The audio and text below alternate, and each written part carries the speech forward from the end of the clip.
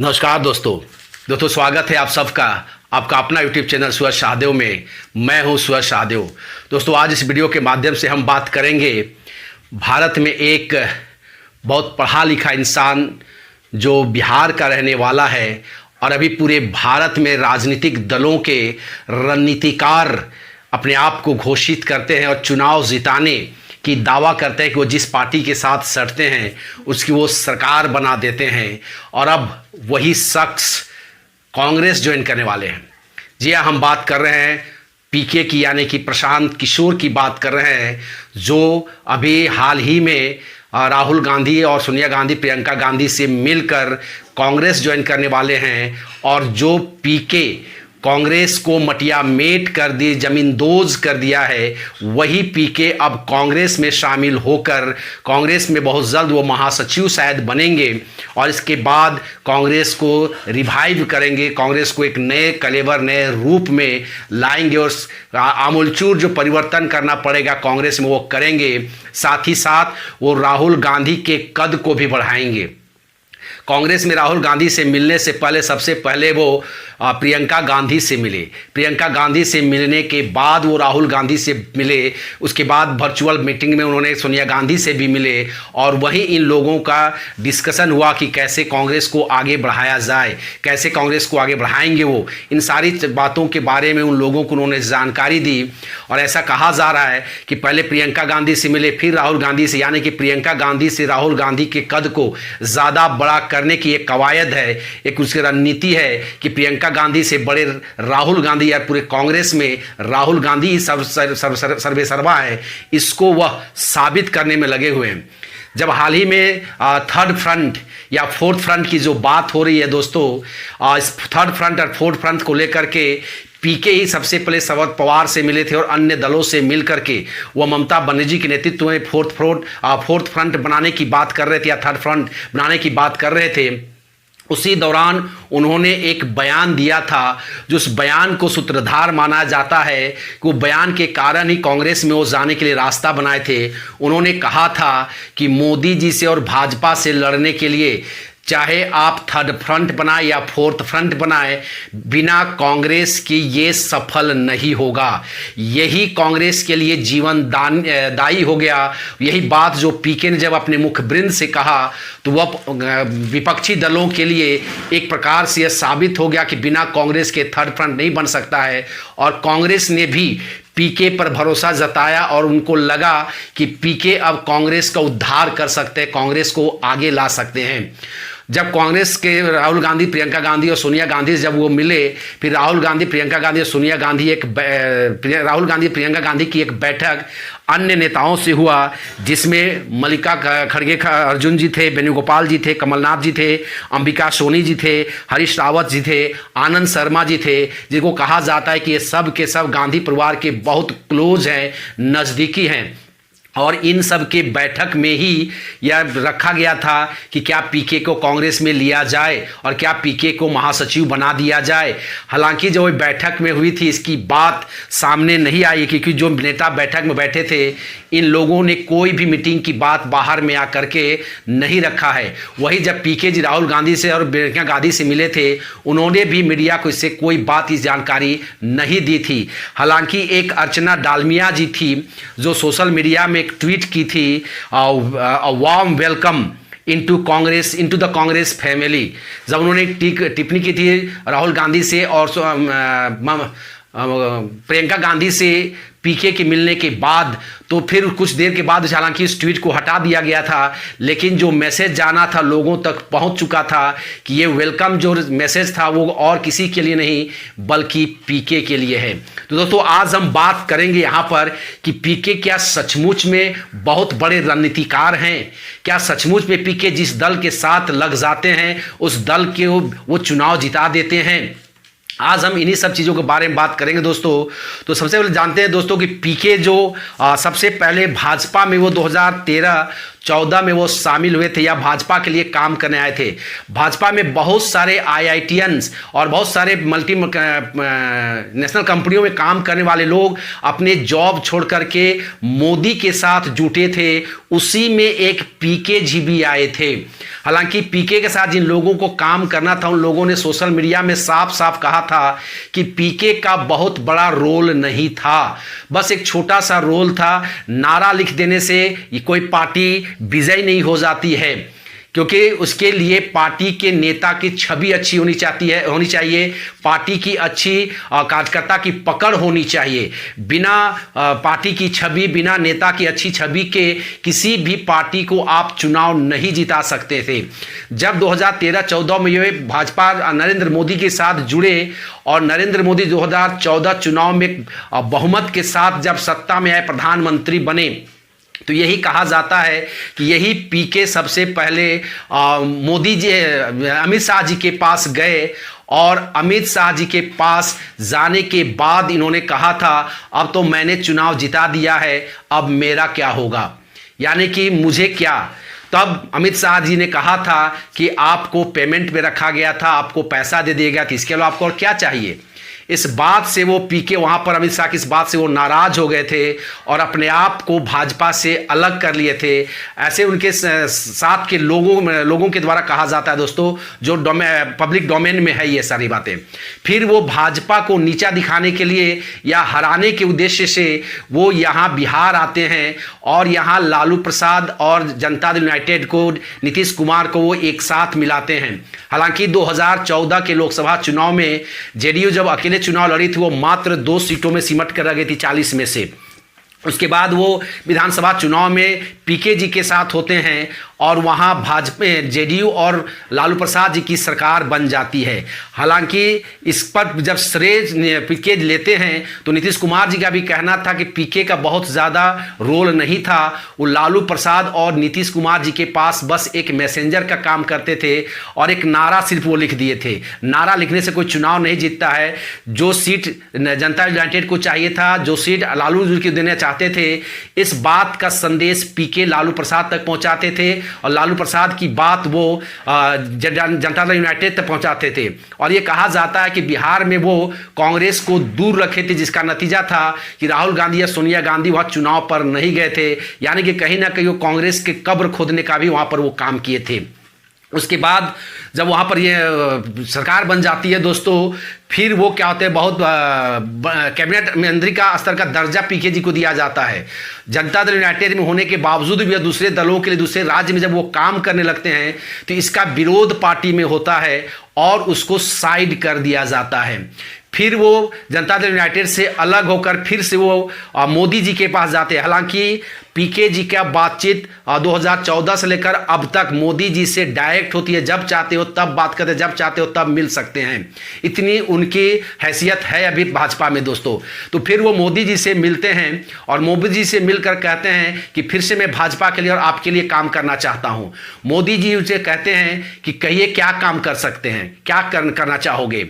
तो पीके कहता है कि मुझे पीएमओ में जगह दिया जाए। मोदी जी उसे साफ साफ इनकार कर देते हैं।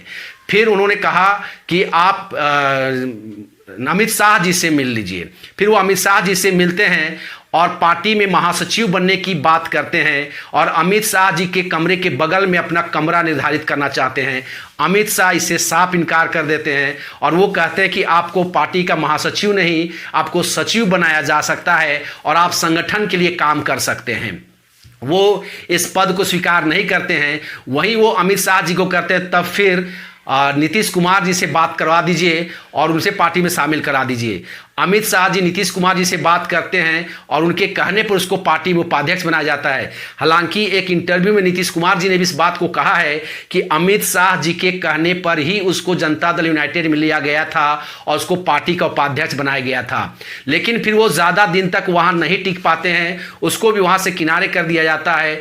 फिर वो कैप्टन अमरिंदर सिंह के लिए काम करते हैं, वहाँ उनको वो चुनाव जिता देते हैं। फिर वो आते हैं, वो बंगाल में आते हैं और बंगाल में भी ममता बनर्जी को चुनाव जिता देते हैं। हालांकि वो समाजवादी पार्टी को 2017 में कांग्रेस की लोटियां डुबोने में बहुत बड़ा रोल कहा जाता है दोस्तों, क्योंकि जिस 2016 में वो 17 के चुनाव में दोस्तों वो समाजवादी पार्टी और कांग्रेस के साथ जुड़ते हैं, दोनों को महागठबंधन कराते हैं और चुनाव में ले जाते हैं। जिस प्रकार से मोदी जी के चुनाव में चाय पे चर्चा का एक नारा दिया गया था, उसी तर्ज पर उन्होंने इन दोनों पार्टियों के लिए नारा दिया था, खाट पर चर्चा, और कांग्रेस की वहां पर खटिया खड़ा हो गई। उसके बाद वो टीएमसी के साथ जुड़ते हैं और टीएमसी में यहाँ पर सरकार बना देते हैं। लेकिन यहाँ पर जो सवाल उठता है दोस्तों कि क्या पीके जी सचमुच में इतने बड़े रणनीतिकार हैं कि वो चुनाव जिता देते हैं? अगर किसी दल की पहचान ना हो, अगर किसी दल के कार्यकर्ता जुझारू ना हो, अगर किसी दल के मंत्री या नेता का चेहरा अच्छा नहीं हो, तो क्या वो चुनाव जिता सकते हैं?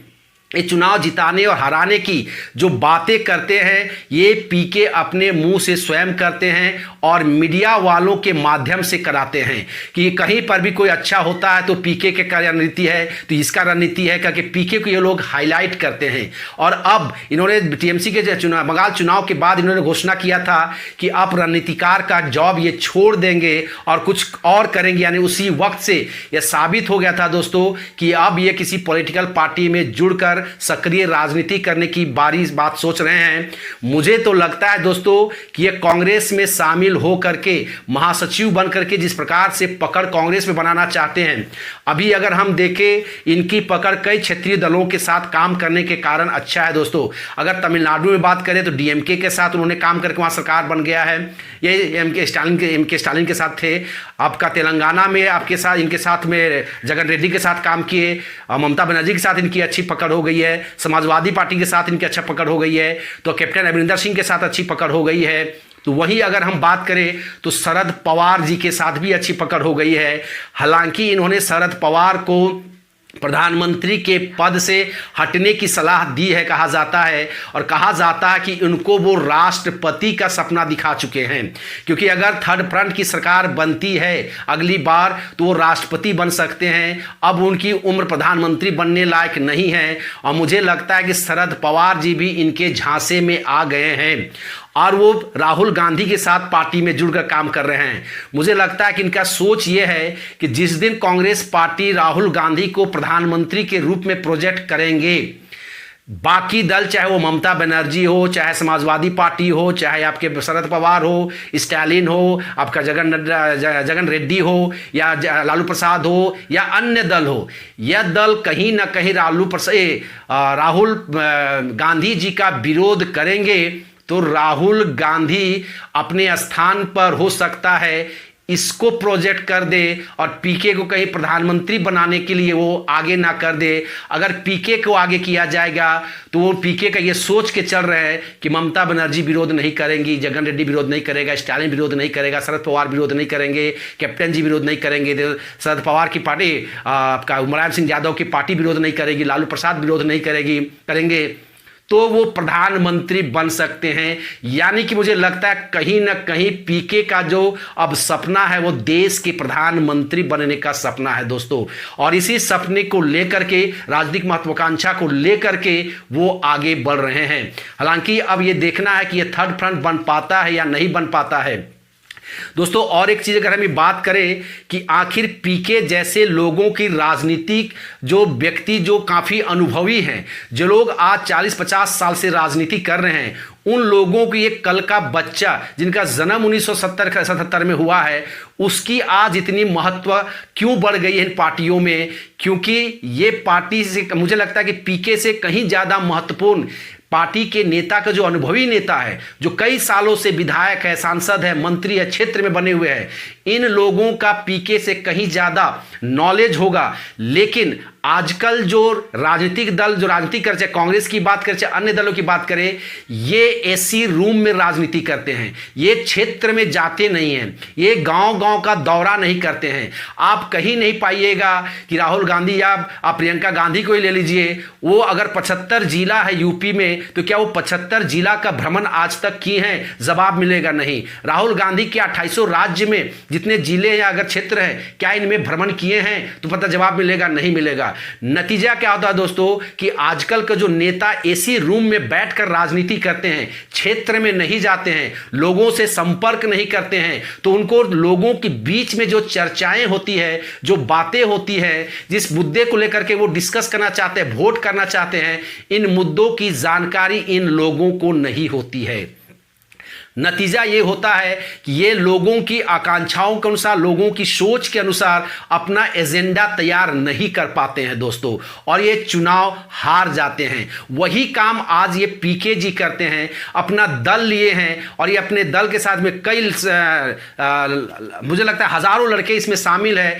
इन लड़कों को जिस राज्य में चुनाव होता है उस राज्य में पिछले 1 साल 1.5 साल से वो लगा देते हैं और लोगों को बीच यही पंचायत गांव घर घर जाकर लोगों से बातें करते हैं, उनके मुद्दे को जानते हैं और फिर वो उनकी पसंद नापसंद की बात करते हैं और इसी बात को वे नेताओं तक पहुंचाते हैं। फिर नेता इस काम को अपने तरीके से करते हैं। तो दोस्तों, जो काम कल तक इनके विधायक, सांसद और नेता, प्रखंड अध्यक्ष, जिलाध्यक्ष किया करते थे, आज सब के सब एसी रूम में बैठने वाले नेता हो गए हैं। बहुत सारे कार्यकर्ता पुराने होने के कारण ठेकेदार बन गए हैं। इनका व्हाइट क्रीच होना चाहिए, क्रीच नहीं टूटना चाहिए। ये सड़कों में या खेतों में जा नहीं पाते हैं, लोगों से मिल नहीं पाते हैं, जमीन पे बैठना नहीं चाहते हैं। नतीजा होता है कि लोगों की मनोभाव को ये पढ़ नहीं पाते हैं दोस्तों। अगर दोस्तों हम अभी बात करेंगे इसको साबित करने के लिए, अगर हम छत्तीसगढ़ की राजनीति को देखें तो कांग्रेस जो वहां पर अभी सत्ता में आई है वहां कोई पीके नहीं था दोस्तों, लेकिन वहां के जो अभी स्वास्थ्य मंत्री हैं टीएस बाबा, जिसको कहा जाता है टीएस बाबा, कहते हैं स्वास्थ्य मंत्री वहां पर, उन्होंने वहां पर एक दौरा किया था पूरे छत्तीसगढ़ का जब वो विपक्ष में थे उस वक्त, और लोगों से वो डायरेक्ट कंसल्ट करते थे। लोगों को से बातें करने के बाद, उनके मुद्दों को एकत्रित करने के बाद वो कांग्रेस के वहां पर एजेंडा या कांग्रेस के मैनिफेस्टो का तैयार किए थे। और नतीजा था जो टीएस बाबा ने जो वहां मैनिफेस्टो तैयार किया था, वहां के लोगों से संपर्क करने के बाद वही मैनिफेस्टो टीएस बाबा और कांग्रेस को वहां पर सत्ता में ला दी दोस्तों।